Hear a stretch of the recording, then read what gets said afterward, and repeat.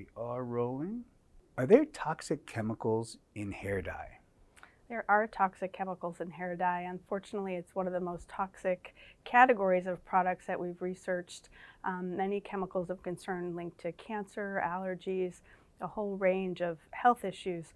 But recently, just a month ago, the National Institutes of Health came out with a study saying that women who use permanent hair dye had a higher risk of breast cancer. And that was about, I think it was about 6% higher for white women, but they found up to 60% higher for African American women. So I think that's a big red flag about hair dye. And they also, in that same study, found that hair straighteners were linked to higher rates of breast cancer at about a rate of 30%. So intensive hair dyes, hair straighteners are certainly a concern for health. Are there toxic chemicals in cosmetics? So there are many toxic chemicals in the whole range of cosmetics. I started researching cosmetics in about 2002, working with a coalition of health and environmental groups in the United States, worked with the Breast Cancer Fund, Environmental Working Group, Friends of the Earth. We decided to look into cosmetics and try to answer that question. What are we putting on our bodies, in our hair, on our faces, in the bathtubs with our children? And we really didn't know at that time. There was no easy way to figure it out. You could look at labels, look up chemicals, but there was no easy way to answer that question. So we set out to try to answer it. And over the years, we did tons of research. We sent hundreds of products to labs to have them tested for chemicals that weren't on the label. And our colleagues at the Environmental Working Group put together the world's largest database of chemicals in cosmetics called Skin Deep. So you could go online and look up, how toxic is my shampoo? So what we found, the bottom line of that research, is there are many chemicals of concern in all sorts of products that we put on our bodies. Chemicals linked to cancer, reproductive harm, lower fertility, skin problems, allergies, asthma, a whole range. And that we were getting exposed to those same chemicals again and again and again and again through various products that we use every day. One finding, for example, we looked at baby products and we analyzed lots of top-selling bubble baths, shampoos, and found that many of them contained carcinogens that weren't listed on the label. We found formaldehyde and 1,4-dioxane. And that was pretty surprising to a lot of moms. And you know, we had a big debate. We put those companies' names out into the world, and they got a lot of pushback, and we were able to make some big changes with companies paying attention to the fact that they did not need to have carcinogens in baby products. And again, you know, a baby developing body in a tub using bubble bath, soap, lotion, diaper creams, all these products in a day, many of them containing chemicals of concern. So babies getting exposed over and over at a time when they're most vulnerable. But the good news that we also found in our research is that it's possible to make those products without the toxic chemicals, and that more and more and more companies were starting to do that. We're figuring out how to make the products work just as well.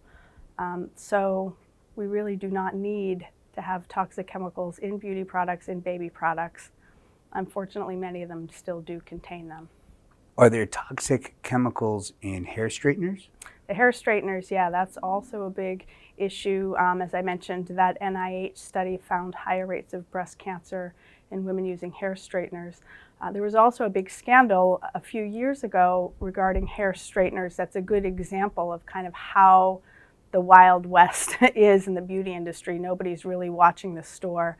There was a product called Brazilian Blowout that was advertised as formaldehyde-free, and it was very expensive hair straightening treatments. Celebrities were hawking it, and people were having strange reactions to it. One woman lost chunks of her hair, and she actually sent the product to a lab to test it and found out that it was about 10% formaldehyde.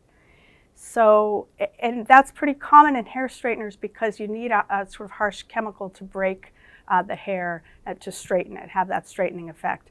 And so that commenced then a big issue with people being concerned about this product that was advertised as something it clearly wasn't, containing high levels of a known carcinogen that was also a very potent allergen. And so you can have all sorts of reactions if you're sensitive to formaldehyde, like hair loss or skin problems or quite severe things. So unfortunately, though, there was no way to get that product off the market.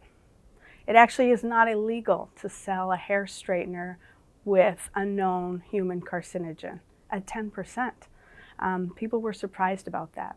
The FDA did send a strongly worded warning letter. That was the most they could do. California, the Attorney General, actually Kamala Harris, went after the company under a law that we helped to pass in 2005 called the Safe Cosmetics Act. And she was able to get them to put a warning label, just a warning label, but to stop the false advertising.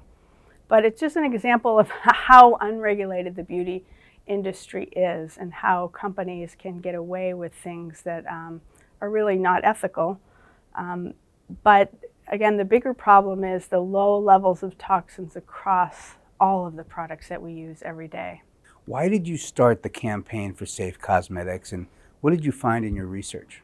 So we started the campaign for safe cosmetics in 2002 out of a piece of scientific research that came out of the US government. The CDC started in about 2000 to analyze the blood and urine of Americans. It was urine. They analyzed urine for industrial chemicals that are getting into our bodies. And they've been doing a series of research every few years. They update it.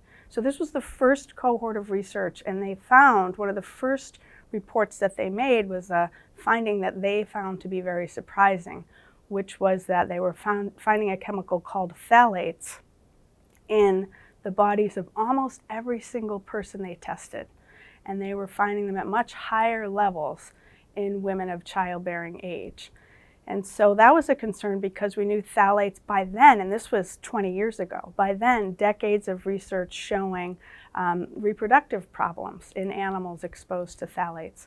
So here we've got them in our bodies in much higher levels in women. Why would that be? Nobody really knew why, because we knew that phthalates are part of plastics. They're basically the chemical that makes your vinyl shower curtain stinky, that kind of smelly, greasy almost feel to plastic is phthalates. But why would women be more exposed to plastics? Nobody knew. So the theory of the researchers I was working with was that they might be in cosmetics. So we went around looking at labels and squinting at tiny little labels and didn't find that word on any labels except for nail polish. We thought that probably wouldn't account for the difference. So we decided to do a study, and we sent dozens of products, shampoos, deodorants, lotions, to a lab to have them tested. And we found out that most of them, 2/3 of them, contained phthalates, weren't listed on the label. So we actually had a full-page ad in the New York Times explaining these results. And the photo of the woman in the ad was a pregnant woman, and she was holding a bottle of perfume. And the tagline was, "Sexy for her, but for baby, it might be poison." And the bottle was, the Times made us airbrush the name, but it was poison perfume. And the reason we chose that perfume was because it contained the most phthalates of any of the products we looked at. We thought, well, isn't that ironic? They have since cleaned up that product, so good for them. But it was a very surprising finding. It got a lot of attention, and that the question came up, well, what else is in cosmetics? And nobody's really looking, nobody's doing this research, and there's a ton of interest in it. So we formed the Campaign for Safe Cosmetics, and as I mentioned, over the years, we tested hundreds of products at labs. We looked for carcinogens in baby shampoo. We looked for lead in lipstick. We found it. The FDA followed up with its own study. Also found that lead is unfortunately in low levels, commonly found in lipstick and many other beauty products. We also deconstructed fragrance, and we put out the ingredients of all kinds of top brand fragrances, celebrity brand fragrances. You can't find out what's in a fragrance. It's a huge loophole in labeling law. The companies don't have to tell you. So we told. And of course, we had lawyers look at everything that we did, and we made sure we wouldn't get sued. And the companies never said, you didn't find that toxic chemical in my product. They never said that chemical's not toxic. What they said is, it's just low levels, and you can't prove that causes harm.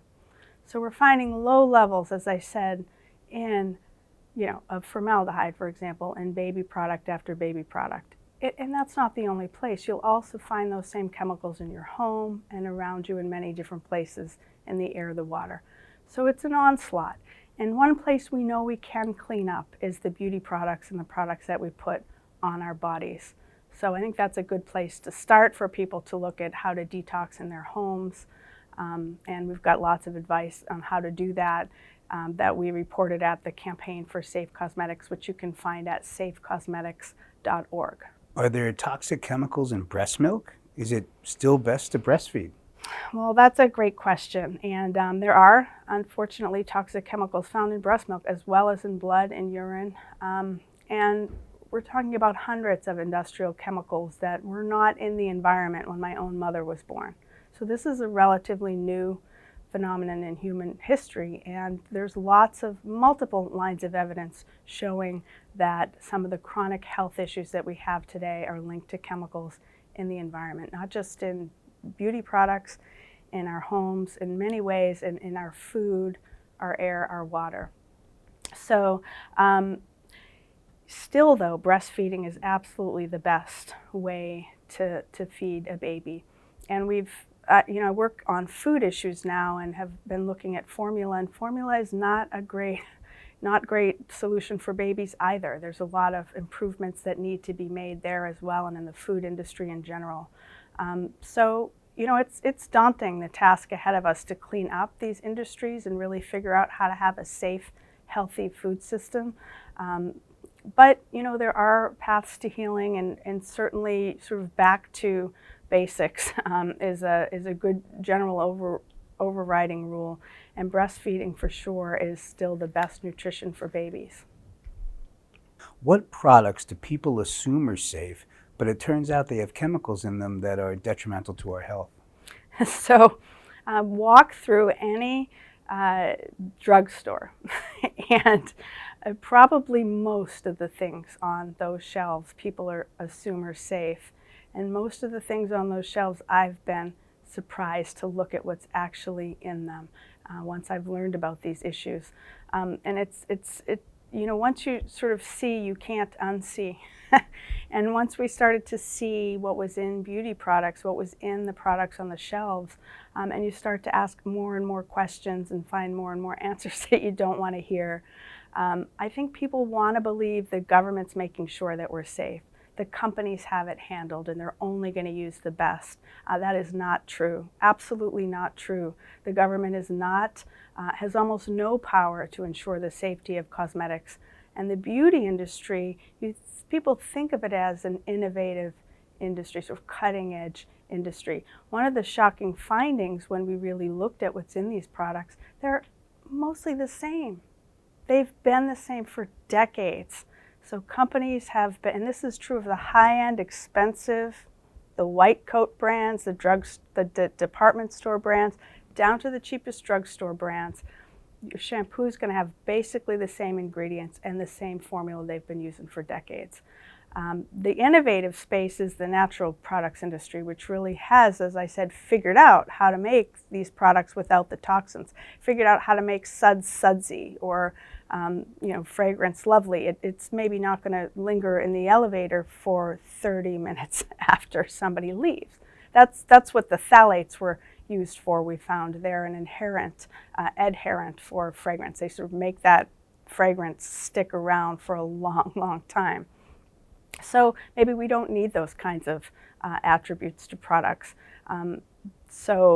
Yeah, the innovation is happening in the natural products industry, and that's the good news, that most products have viable, wonderful, non-toxic alternatives, and there's still some innovation left to do with the hair dyes, the hair straighteners, and maybe we don't need all these products, because another thing about the beauty industry, of course, where they are innovative, is in spending tons of money to try to make us feel bad about ourselves and feel like we need these products to be healthy and whole. So we don't. Fewer products, fewer chemicals, just start to move these corporations out of our lives is how I like to think about it. Are there toxic chemicals in food packaging? So food packaging is really an area of, I would say, extreme concern. And if you've seen the movie Dark Waters, which is currently in theaters with Mark Ruffalo, you'll know why.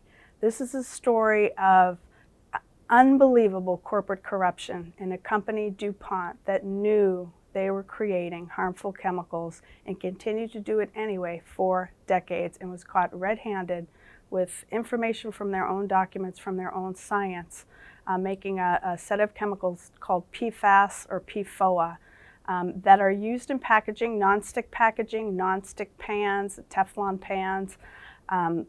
They're extremely toxic.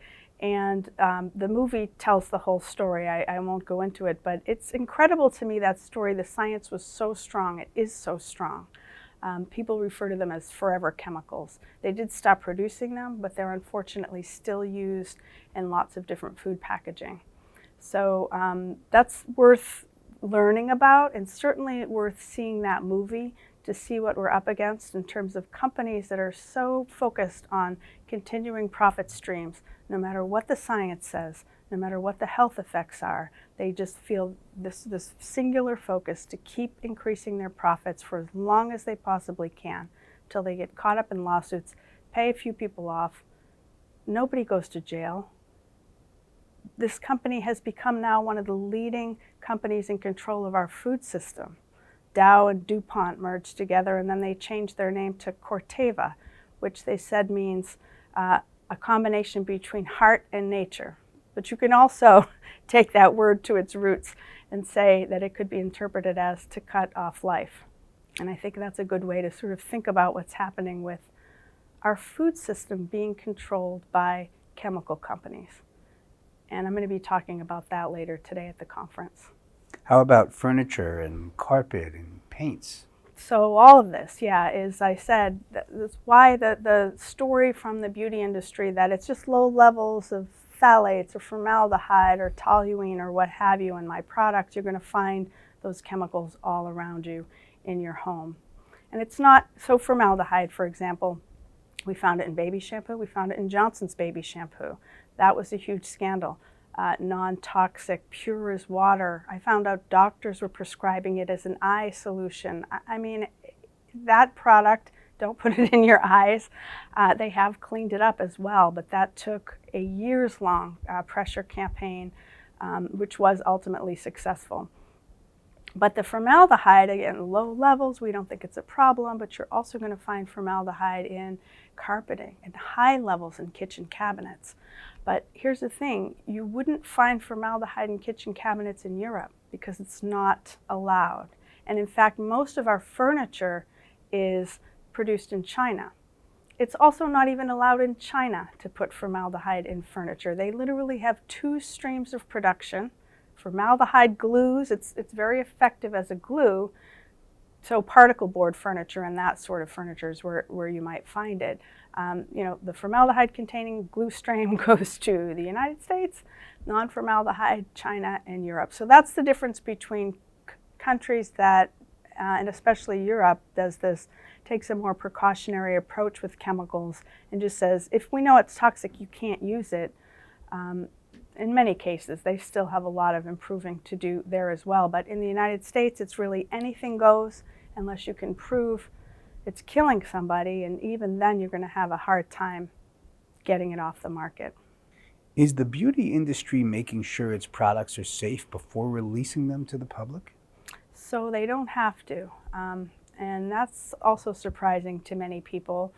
The beauty industry is regulated by the Food, Drug, and Cosmetics Act from the 1920s. That law was passed and the FDA was established, or maybe it was the 30s, a long time ago. that very large law had I think it was 350 pages or something. It had 2.5 pages that applied to cosmetics, and it was mostly what the FDA can't do. So they can't recall products. They can't require pre-market safety testing. It's different with drugs. They do require pre-market safety testing. They can take the products off the market. So they've not had that power over cosmetics. And I would say at this point, everyone agrees, everyone, both parties in Congress, even the beauty industry and the biggest companies are saying we need to reform this law.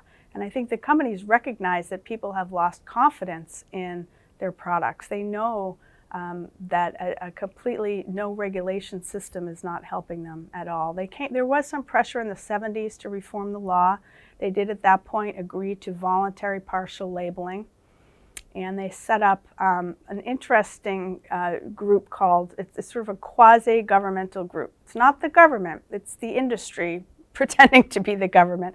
It's called the Cosmetics Ingredient Review Panel that looked over ingredients and made voluntary recommendations.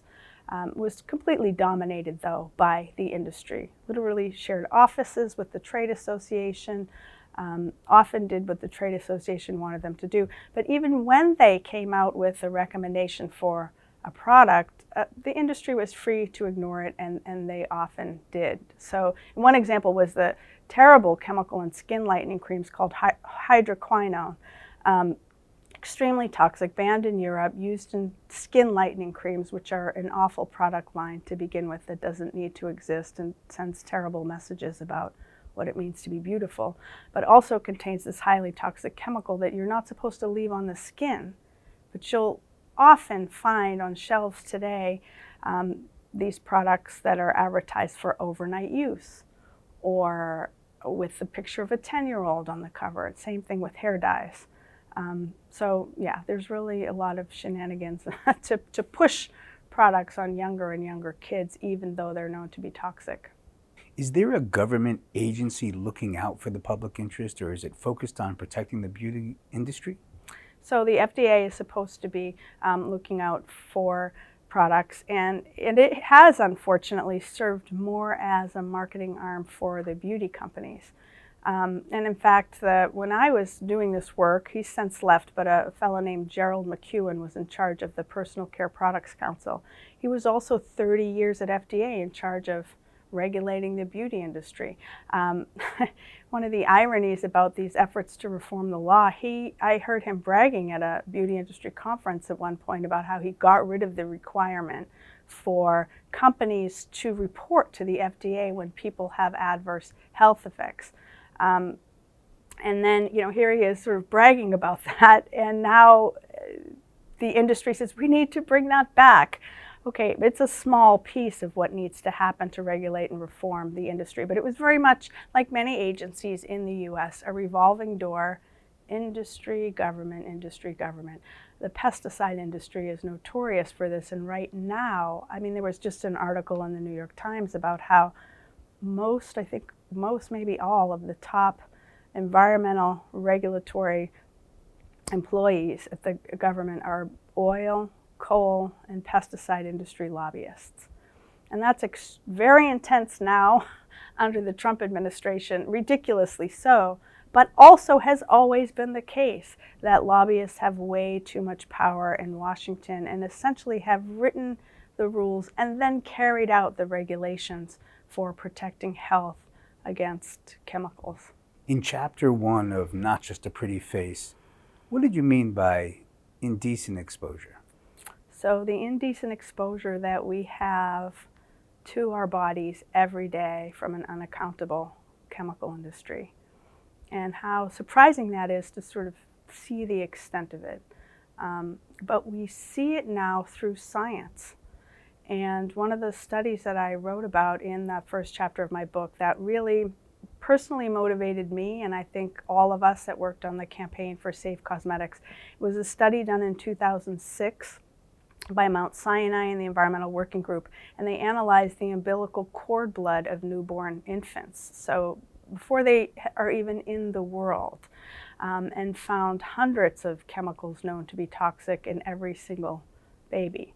So when we see that picture that babies are being born into the world pre-polluted with industrial chemicals, isn't it time to say, how can we do things differently?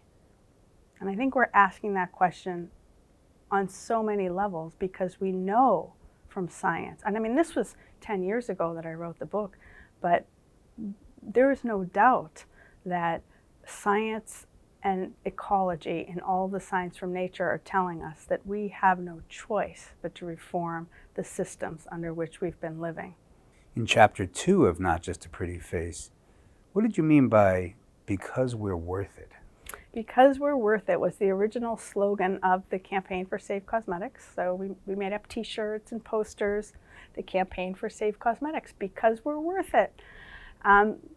This was the only time we got a serious legal threat from the beauty industry. And it came in the form of a legal letter from L'Oreal saying, you can't use that slogan, we own it. So we looked it up. They actually didn't own that exact wording, but their marketing theme is, you're worth it. You're worth hair dye. You're worth spending a lot of money on toxic, expensive hair dye, right? So we wanted to fight it. Our lawyer said, no, you can't fight that battle. So we had to put away the t-shirts and never wear them again.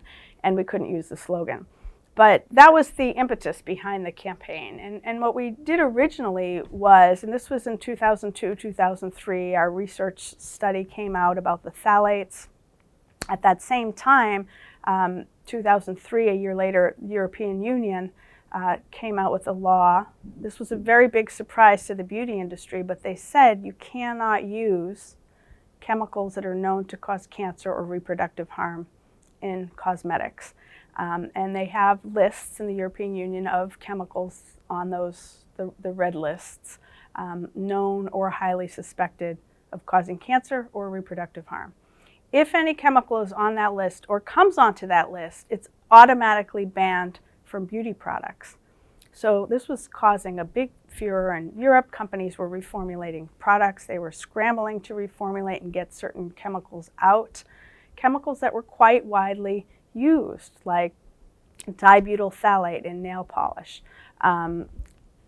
Here, though, no laws. So we went to the companies, and I tell this story in the book, and we sent them letters, and we had a woman who called them,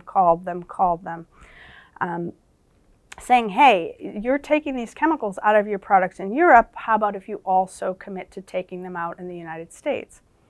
So silence, silence, silence. And then eventually they started to send the same letter, a form letter from the trade association, which essentially said, our products are the safest in the world.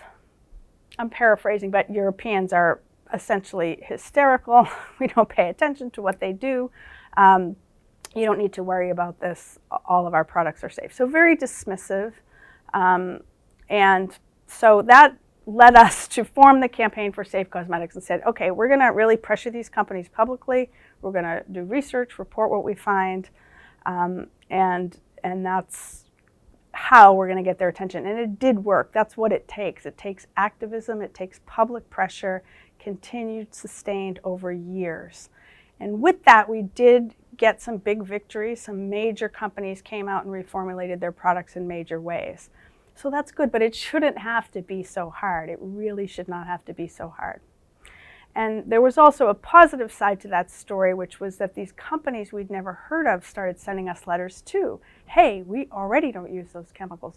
We've already found out how to make products that are great. And we ended up with hundreds and hundreds of companies that wanted to work with us because they recognized that they needed a nonprofit arbiter kind of in the field of the beauty industry would be helpful to hold companies accountable, to educate the public.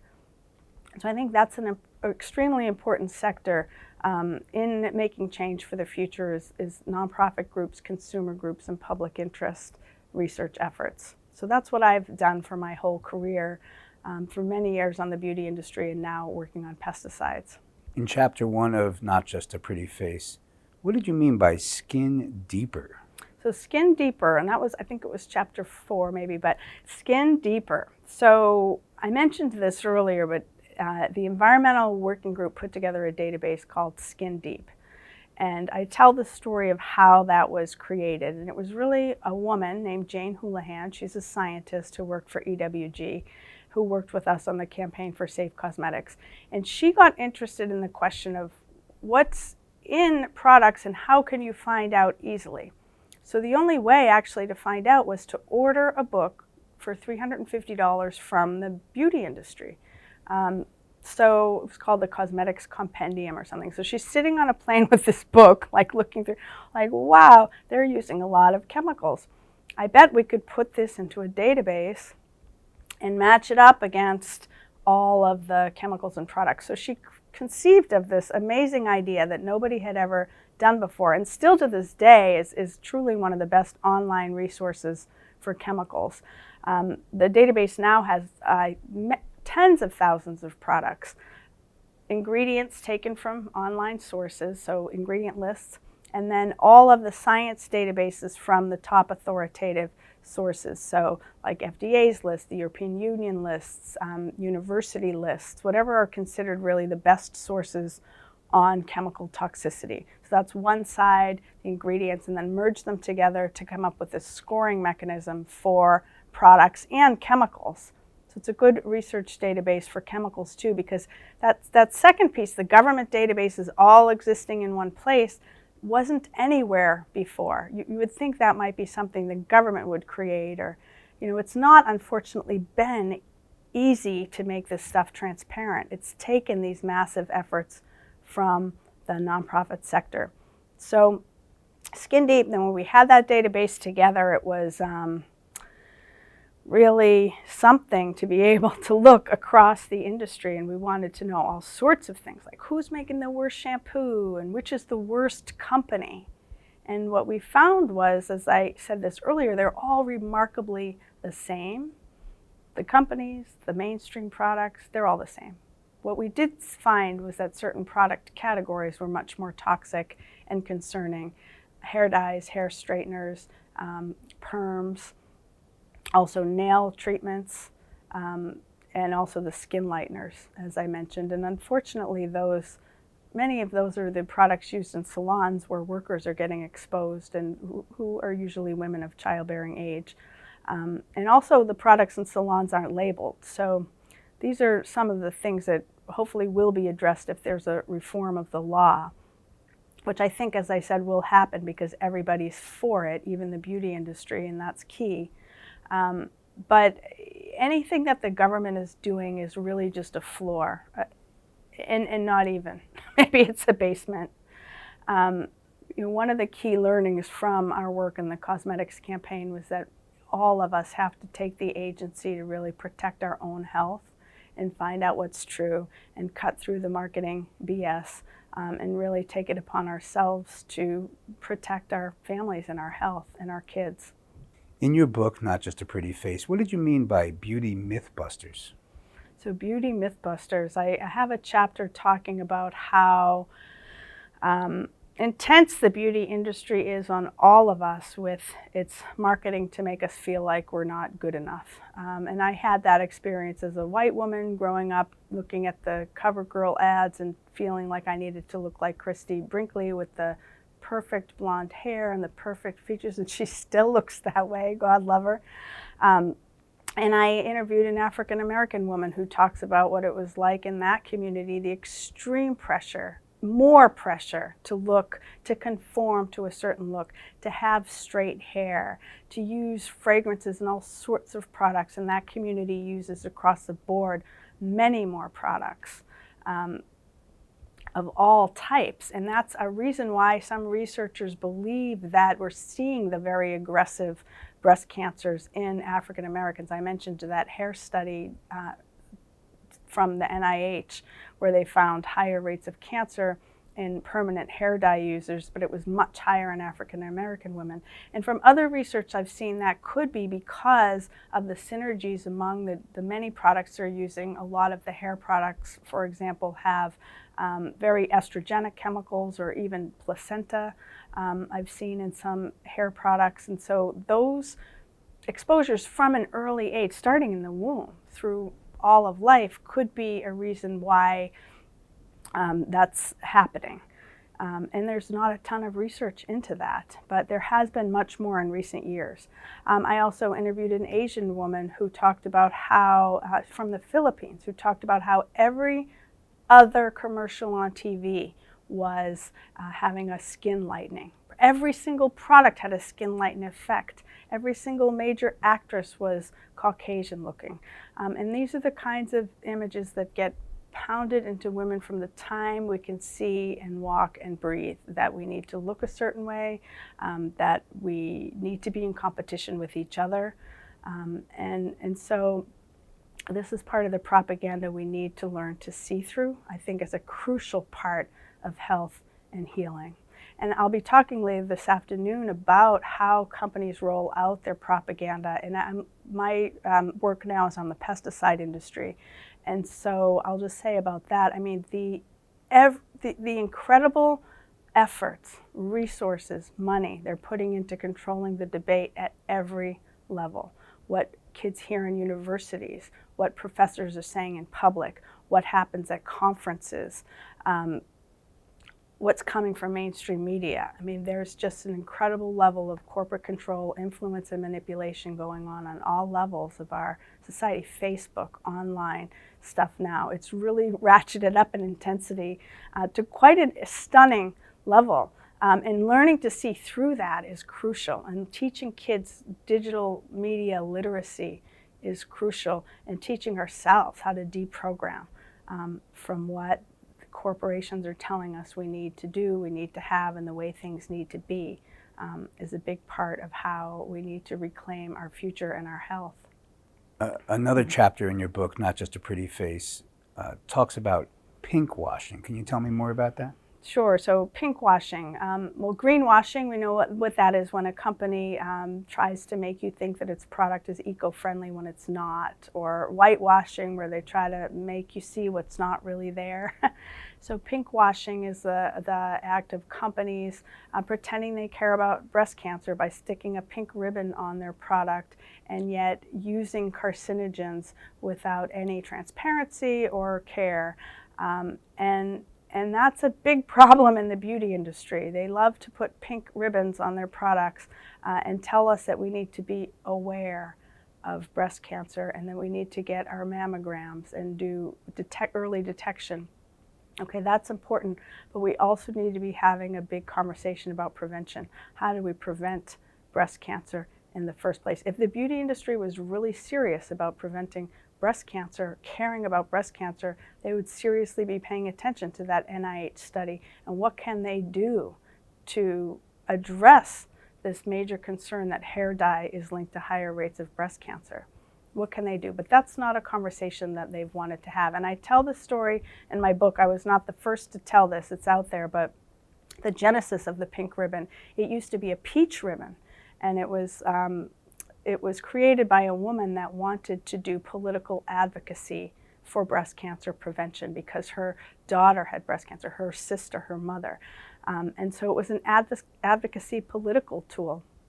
Then it was co-opted by Estee Lauder and Self magazine, who turned it into a cute little pink ribbon so we could have a not real conversation about breast cancer and use it to sell products and keep doing business as usual. Tell us about the time you went undercover to a beauty industry conference, as you describe in the book, and what did you discover? So yeah, I have some chapters in the book that talk about tricks of the trade, how the beauty industry maneuvers at all levels. As I was saying, the pesticide industry does much better, by the way. Much more sophisticated sort of propaganda efforts. But the beauty industry's been at it too for a long time. And they got really worried about the campaign for safe cosmetics. And so every year they have a big conference in New York, Health and Beauty Association, I think HBA. So I went to that undercover. I didn't use my real name at the time. I went under my mom's name, and I went to this all-day panel at HBA to hear how the beauty industry planned to address the work of the campaign for safe cosmetics. And basically, they were worried about being regulated. What might happen if the government decided to regulate them, and how could they get out of that? So I go to this full day at HBA, and it's funny because it's such a glitzy, glamorous, sort of in a way. There were rooms of packaging, glittering like on thrones or whatever, under beautiful lights. There's a lot of innovation in packaging in the beauty industry, not so much in ingredients. So I was expecting maybe a little glitz and glamour, but instead we're in a basement room with fluorescent lights, with a bunch of bald guys, essentially. I mean, they were overrepresented, let's put them that way. Talking about how they were going to deal with us, these activists who were trying to get carcinogens out of cosmetics. Oh my goodness. So they talked about, Gerald McEwen was there, former FDA guy. That's where he was bragging about getting rid of that provision when companies had to report to FDA when people had adverse health effects. And at one point he was saying, we all know when the phone starts ringing hundreds of times, thousands of times, my eyes are burning. My skin is, I mean, it's not funny, but it's all, when companies do change a product, people can have serious reactions, and they do hear about it. It's one of the reasons why they're very resistant to change. Okay, it's working, we're not getting the calls, or the people who've learned not to use it stop using it. You know, they learn the hard way. Anyway, I was sort of seeing the underlying messages that maybe they weren't trying to communicate. For example, there was a toxicologist there who was really laid it out. Like, you've got some toxic chemicals in cosmetics that are really concerning, and you might want to move those out. And they got into an argument actually about skin lightening creams, where the company folks were saying, you know, well, if we got rid of that chemical, hydroquinone, the product category would have to go away.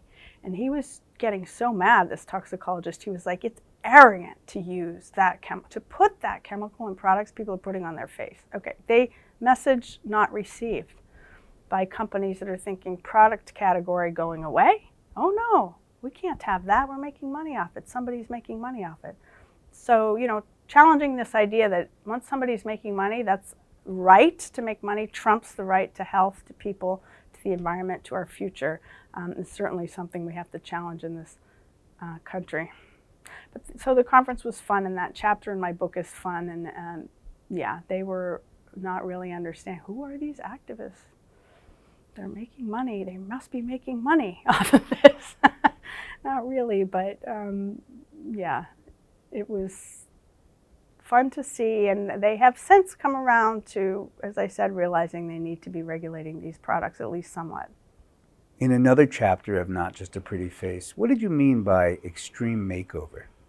So that was my conclusion, really, of the book, is that the beauty industry needs an extreme makeover. And so does the pesticide industry, the oil industry, the war industry, so does this country and the entire economy. And, you know, this was 10 years ago, as I said, and now the science it was sort of, maybe it was a little bit radical to say that back then.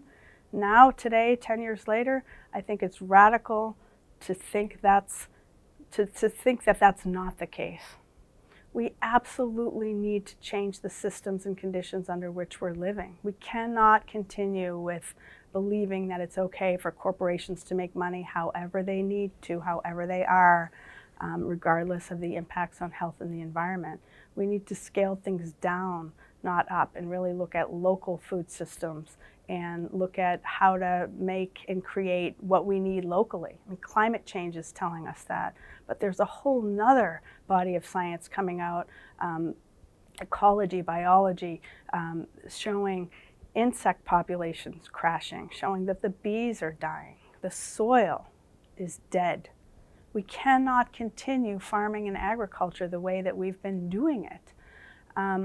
So we need an extreme makeover across the economy, and that's daunting and overwhelming, but it's also an incredible opportunity, and I think it is happening. The new economy is growing, it's thriving, and a lot of people are realizing, and we need to just grow our own, make our own, and support the people that do. I've met a huge amount of wonderful people, many of them women, also men who said, I couldn't find the products that I wanted that were safe and healthy for me. I got sick. A lot of these people dealt with cancer, a lot of people dealing with infertility, figuring out it's not working for me to use the products that are in your mainstream stores. I've got to make my own. So that's a thriving new economy that I think we all need to support and participate in and figure out how to make it the future. Is the campaign for safe cosmetics still ongoing? It is, yeah. It's run from the Breast Cancer Fund, which is a wonderful organization in San Francisco, one of the only actually national breast cancer organization focused solely on prevention. They're working on pressing for better laws, and the website is up, safecosmetics.org, with lots of information about all the product research, links to the Skin Deep database, and also what you can do to clean up your beauty routine. And I should say, and all of this is overwhelming if you look at the big picture, and people can feel distressed, but it's easy also to take small steps forward. And the beauty products is a great place to start. The products that you use every day, that you use the most of. Looking at the ingredients and figuring out how to simplify, how to just reduce chemicals that we're putting on our bodies. And maybe instead of, companies like to make us think we need a lotion for every part of our body. There's hand lotion and foot lotion and face lotion and body lotion. Just one, non-toxic lotion is great. The same thing with cleaning products. You can make your own and save a lot of money. So there's also recipes online for how to make products and tips for where to find safer alternative at safecosmetics.org. What are you working on now in your nonprofit U.S. Right to Know? So we founded U.S. Right to Know 5 years ago. It's 5 years old this month, usrtk.org. And I left the campaign for Safe Cosmetics in 2012 to work on a California ballot initiative to label genetically engineered foods. And that was a hard-fought fight that we lost, unfortunately. And it's interesting, I'll be talking about this later today. There was huge public support, and the polls were like 70% support until October 1st, the day that the pesticide companies started advertising, and the polls just dropped like this. So they spent about $1 million a day on a negative ad blitz that was just ferocious, and many, many untruths, lies, crazy things that were just very well calculated to confuse people.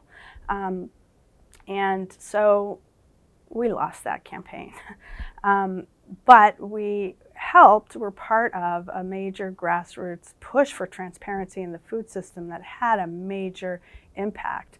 The largest food trade association in the country broke apart over the GMO labeling campaigns because of just disagreements in the food industry. Food companies saying, we don't want to act like we're hiding what's in our food. And the pesticide companies were really pushing them to do it. So it's had some big impacts, and of course the market is moving toward organic food at great rate. It was double-digit growth for many years. It's still the fastest growing segment of the food industry.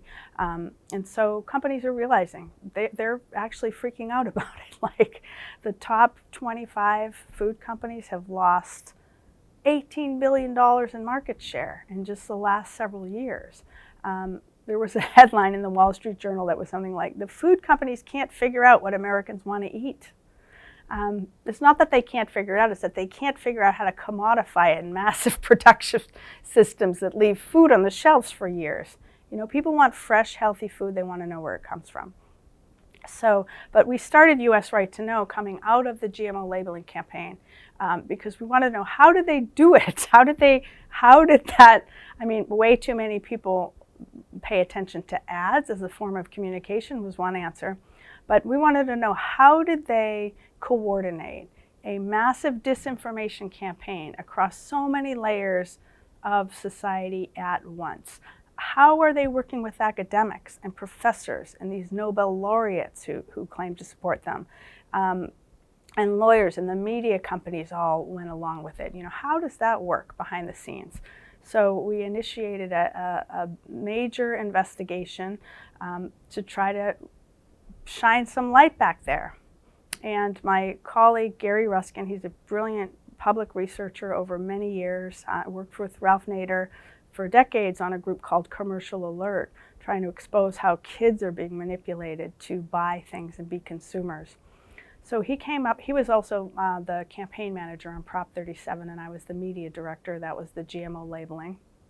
So we came out of that campaign saying, how do they do this? What can we do to figure it out? And Gary came up with this idea to do public records requests at universities across the country, government agencies. We worked with whistleblowers. As we got information, we sort of found out where to look for more. And so we now have obtained tens of thousands of internal corporate documents that shine light on what's been going on, how companies like Monsanto and Bayer manipulate behind the scenes science and academic institutions, how they work with reporters, how they move their policy ideas. And it's all about policy. You know, there's this great quote by Naomi Oreskes, who wrote the book Merchants of Doubt, and there's a movie, you can watch that online, and I highly recommend watching that. It's about how the oil industry is using tobacco tactics to fool the public, and so is the pesticide industry. They're better in some ways than both of the others. She says none of this is about the science. All of this is a conversation about the role of government. So a lot of the science coming out of your pesticide companies is geared to the public relations goal of saying this stuff is safe. No need to worry, no need to look here.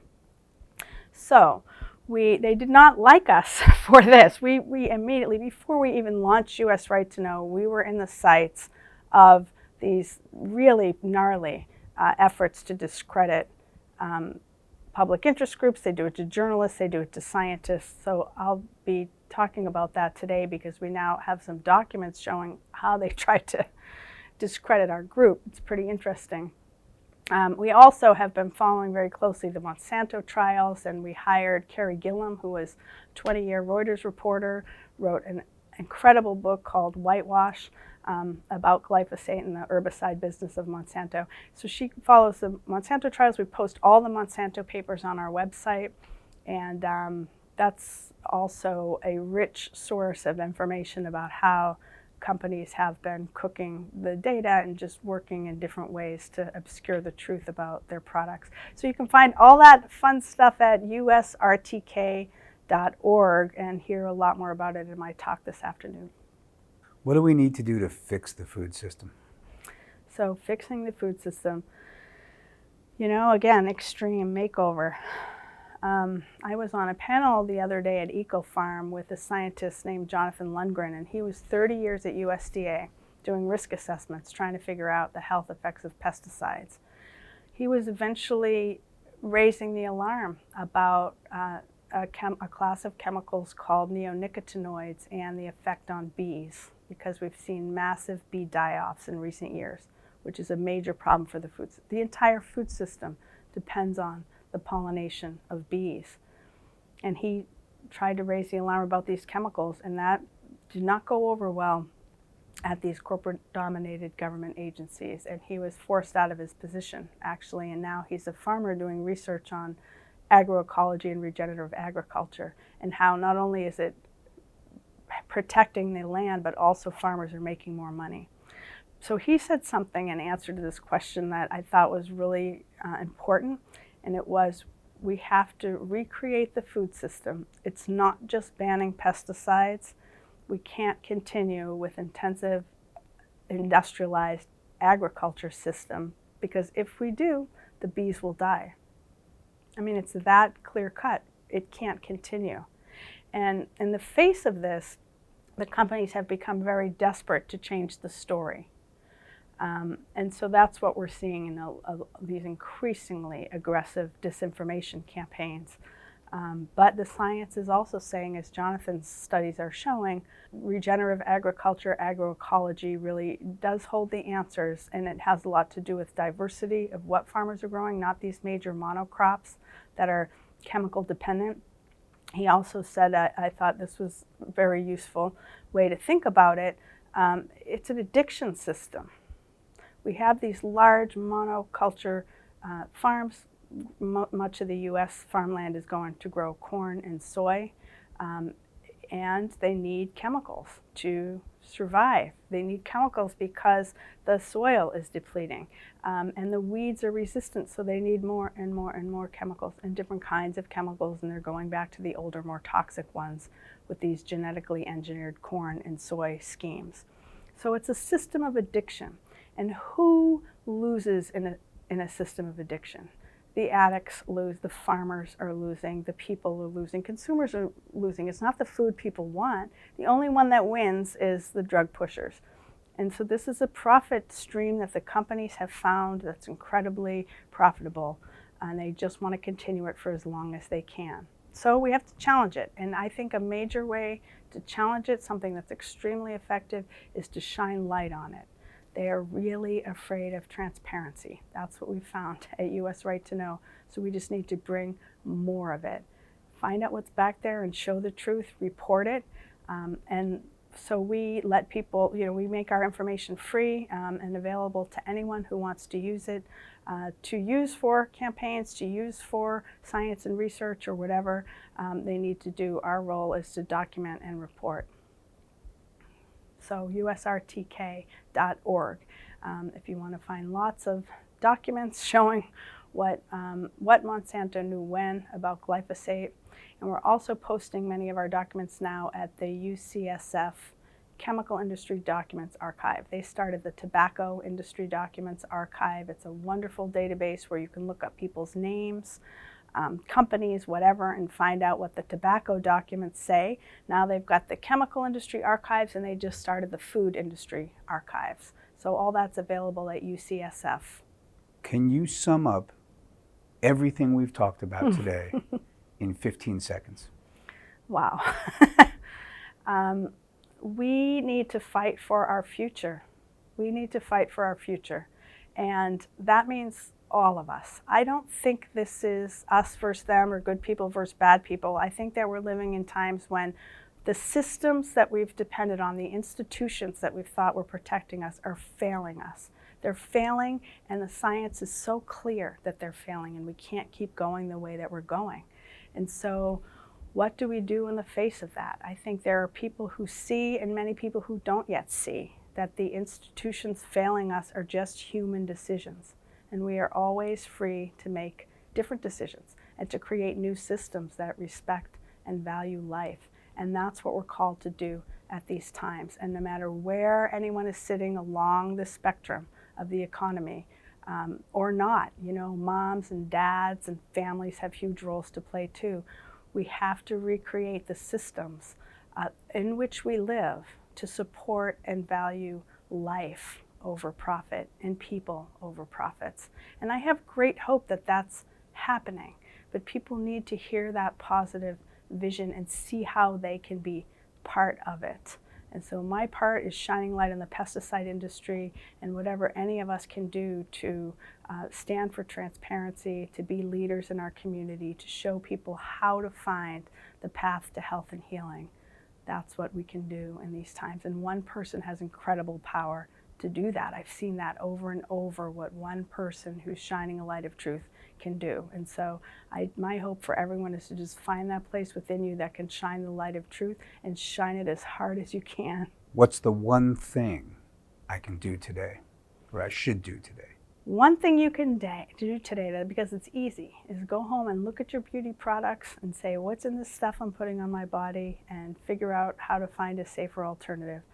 You can also buy organic food as much as you can, and that doesn't mean to say to be perfect and everything has to be, or to be worried about this. I don't think worrying is helpful. We have to be in a place of resilience within our own selves. So we do what we can do, and it really matters to buy organic food, and it really matters to support companies who are doing the right thing and making products that are safe for our bodies. Why was it important for you to come here and speak at the Real Truth About Health conference? I love that Real Truth About Health is free information and reaching a lot of people. And a lot of the speakers here today are incredible. I have so much respect for. And it's hard. It can be lonely to be a truth teller. A lot of times nobody wants to hear it. So it's good to connect with a community of truth tellers. and a way of just reaching a lot of people with information. And it's information that people should take and do. You know, we always have to run information through our own filters, decide what's true, do our own research to decide what's right, but it gives you access to the information, and that's crucial in these times for people to just see what's available, and for us to create new media systems really to reach a lot of people, because it's getting harder and harder to get the truth out through existing channels. So I really respect what you guys are doing here. Thank you for inviting me to participate.